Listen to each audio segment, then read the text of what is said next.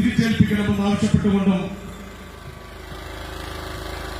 യഥാർത്ഥ വിശ്വാസികളെ ദേവസ്വം ബോർഡ് ഭരണം ഏൽപ്പിക്കണമെന്നും ആവശ്യപ്പെട്ടുകൊണ്ട് ശിവസേനയുടെ നേതൃത്വത്തിൽ സംഘടിപ്പിച്ചിട്ടുള്ള ശബരിമല സംരക്ഷണ രഥയാത്ര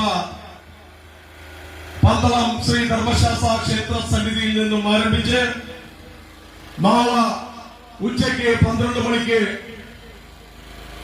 ഭരണസിരാ കേന്ദ്രമായ തിരുവനന്തപുരം സെക്രട്ടേറിയറ്റ് പടിക്കൽ ശിവസേന പ്രവർത്തകരും നേതാക്കന്മാരും ഭക്തജനങ്ങളും സംഘടിപ്പിച്ചിട്ടുള്ള ഈ രഥയാത്ര തിരുവനന്തപുരം സെക്രട്ടേറിയറ്റിൽ എത്തിച്ചേരുമ്പോൾ കേരളത്തിന്റെ മുഖ്യമന്ത്രിക്കും ദേവസ്വം ബോർഡ് വകുപ്പ് മന്ത്രിക്കും നിവേദനം നൽകിക്കൊണ്ട് ശിവസേനയുടെ സംസ്ഥാന അധ്യക്ഷൻ ശ്രീ സജീവ് തുരുത്തിക്കുന്നേൽ ഉദ്ഘാടനം ചെയ്യുന്ന ആ പ്രതിഷേധ രഥയാത്രയിൽ സന്യാസി അസിസ്റ്റന്മാർ, മഠാധിപതിമാർ, സാമൂഹിക സാംസ്കാരിക രാഷ്ട്രീയ രംഗത്തെ പ്രമുഖർ പങ്കെടുക്കുന്നു.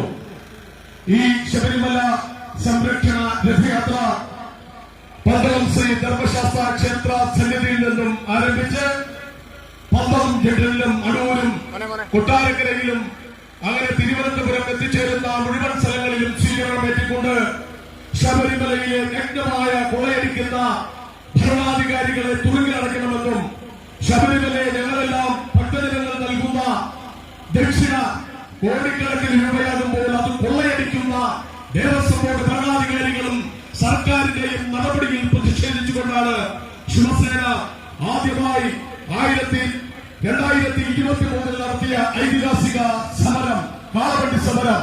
ആ സമരത്തിന്റെ ഗവൺമെന്റ് സ്വീകരിച്ച നടപടികളിൽ പ്രതിഷേധിച്ചുകൊണ്ടാണ് ഇന്ന് നിരവധി ആവശ്യങ്ങൾ ഉന്നയിച്ചുകൊണ്ട് ശിവസേന സംഘടിപ്പിച്ചിട്ടുള്ള ശബരിമല സംരക്ഷണ യാത്ര ഇവിടെ നിന്നും ആരംഭിക്കുന്നത്.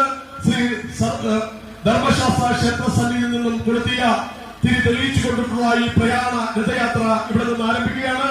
ഈ യാത്ര പന്തളം ജഡ്ജിൽ നടക്കുന്ന സ്വീകരണ യോഗത്തോടുകൂടി ഈ രഥയാത്ര ആരംഭിക്കുന്നു. എല്ലാ ഭക്തജനങ്ങളും ശിവസേന പ്രവർത്തകരും നേതാക്കന്മാരും ഈ യാത്രയിൽ അനുഗമിക്കണമെന്ന് മാത്രം പറഞ്ഞുകൊണ്ട് നിർത്തുന്നു.